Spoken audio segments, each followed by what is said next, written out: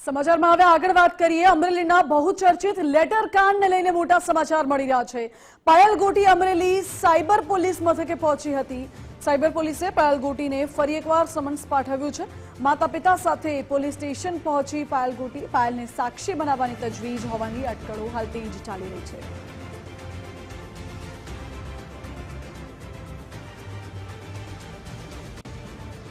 અમરેલીના ચકચારી ગણાતા નકલી લેટર કાંડ મુદ્દે પાયલ ગોટી પીડિતા હતી, તેને પોલીસે હવે સમન્સ પાઠવ્યું છે। આ કેસમાં પાયલને પહેલા આરોપી બનાવવામાં આવી હતી, બાદમાં તેને કોર્ટે જામીન મુક્ત કર્યા બાદ ફરી પાછું પોલીસે એને સમન્સ પાઠવ્યું છે। અમરેલી સાયબર સેલમાં આજે પાયલ ગોટી છે તે પહોંચ્યા છે, પોતાના પરિવાર સાથે પહોંચ્યા છે। 12 વાગ્યાનો સમય હતો અને 11:15 વાગ્યાના પાયલ ગોટી સાયબર પોલીસ મથકે અત્યારે હાજર છે। હજી કોઈ પોલીસ અધિકારી હોતું નથી, એના કારણે પાયલ ગોટી તેનો ઇંતજાર કરી રહ્યા છે। ત્યારે સૌથી મહત્વની વાત એ છે કે પાયલ ગોટી કેસમાં ફરી લેટર કાંડનું ભૂત છે તે ધૂણ્યું છે અને આગામી કલાકોમાં નવા કડાકા ભડાકા થશે કે શું થશે કે આ પાયલ ગોટીને પોલીસ દ્વારા સાક્ષી બનાવવાના પ્રયાસ હોવાનું પણ ટ્વીટ જેનીબેન ઠુમરે કર્યું છે।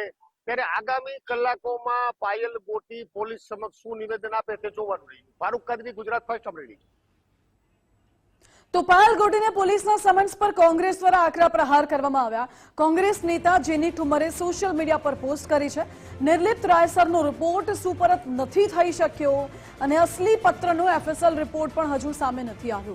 पायलने साक्षी बनाववाना पोलीसना कारसामां शुं सूचवे छे तेवो सवाल जेनी ठुमरे कर्यो। आ साथे ज डीजीपी साहेबने जान्युआरी महीनामां अरजी आपी हती અને રાજ રમતો કરી દીકરીને હેરાન કરવા માટે જવાબદાર કોણ છે તેવો સવાલ પણ કોંગ્રેસ નેતાએ કર્યો છે। પાયલ ગોટીને હેરાન કરવાનો સિલસિલો યથાવત રાખવા કોણ જવાબદાર તેવો સવાલ પણ જેનીબેન ઠુમરે કર્યો। અમરેલીનો પાયલ ગોટી લેટર કાંડ ફરી એકવાર ચર્ચામાં આવ્યું છે। મનીષ વઘાસિયાએ દિલીપ સંઘાણી સાથે મુલાકાત કરી છે। ગાંધીનગર ગુજકો માસોલની મુખ્ય ઓફિસે મનીષ વઘાસિયા ગયા હતા। મનીષ વઘાસિયાની મુલાકાત બાદ દિલીપ સંઘાણીએ ટ્વીટ કર્યું। પોલીસના ત્રાસ અંગેની માહિતી મનીષભાઈએ આપી અને આ મામલે તટસ્થ તપાસ અને ન્યાયનું આશ્વાસન આપ્યું છે। દિલીપ સંઘાણી સાથે મનીષ વઘાસિયાની મુલાકાત બાદ અનેક તર્ક વિતર્ક સર્જાઈ રહ્યા છે। મારી સાથે ન્યૂઝરૂમથી આજ મુદ્દે અમારા એસોસિએટ એડિટર ધર્મેશ વૈદ્ય લાઈવ જોડાઈ ગયા છે। ધર્મેશ, એક તરફ પાયલ ગોટીને સાયબર ક્રાઇમ દ્વારા સમન્સ પાઠવવામાં આવ્યું છે, બીજી તરફ મનીષ વઘાસિયા અને દિલીપ સંઘાણી વચ્ચેની મુલાકાત શું સૂચવે છે? માનસી, માત્ર અમરેલીની સૌરાષ્ટ્રની પણ ગુજરાતમાં જે ચર્ચાસ્પદ પાયલ ગોટીનું જે પ્રકરણ હતું, ખાસ કરીને જે ભાજપની જ આંતરિક જૂથબંધીને કારણે એક લેટર લખાયો હતો અને લેટરમાં વર્તમાન જે ધારાસભ્ય છે ભાજપના કૌશિક વેકરિયા સામે જે આક્ષેપો હતા એ પ્રકરણમાં હમણાં છેલ્લા કેટલા દિવસથી વિરામ હતો, પણ 24-48 કલાકમાં એ જે કાંડ છે, જે લેટર કાંડ છે, એમાં એક પ્રગતિ થઈ એવું લાગી રહ્યું છે। ગઈકાલ સવારની જો વાત કરું તો મનીષ વઘાસિયા ગુજકો માસોલની ગાંધીનગર સ્થિત કચેરી આવ્યા હતા, દિલીપભાઈ સંઘાણીને મળ્યા હતા।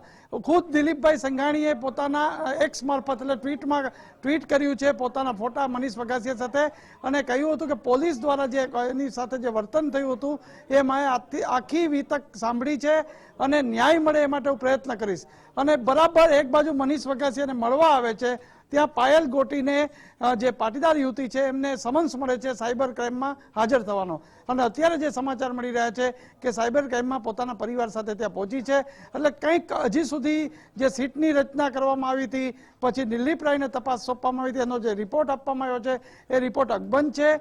હાઈકોર્ટમાં આ બાબતે ન્યાય માગ્યો છે પાયલ અને મનીષ વઘાસિયા સહિત, એ પણ અકબંધ છે। એવા સંજોગોમાં આજે એકાએક પાયલને જે સમન્સ મળ્યું ને એને કારણે અત્યારે પહોંચ્યા છે સાયબર ક્રાઇમમાં, ત્યારે શું થશે એના ઉપર નવા જૂનીના એંધાણ મંડાઈ રહ્યા છે। પરંતુ દિલીપ સંઘાણીને મનીષ વઘાસિયા મળ્યા એ પછીનો આ બીજો જ દિવસ આ ઘટનાક્રમ છે અને આ ઘટનાક્રમને કારણે હવે સાયબર ક્રાઇમમાં કઈ રીતની પૂછપરછ થાય છે। એક વાત એવી અટકળો પર તેજ થઈ છે કે આ સમગ્ર કેસમાં પાયલને સાક્ષી બનાવવાના પ્રયાસો પણ હાથ ધર્યા। જો કે સત્તાવાર કોઈ સમર્થન નથી, પરંતુ ભાજપની આંતરિક જૂથબંધી અને કથિત ડુપ્લિકેટ લેટર કે અસલી કે નકલી એના વિવાદ વચ્ચે આખું પ્રકરણ સમગ્ર ગુજરાતમાં ગાજ્યું હતું અને પાટીદાર યુવતી સાથે રાત્રે જે ધરપકડ થઈ હતી એને કારણે 2-3 પોલીસ કર્મીઓ સામે પગલાં લેવાયા છે, પણ એસપી સહિત સામેના પગલાં લેવાની માંગણી હજુ અકબંધ છે। જી ધર્મેશ, આભાર આપનો।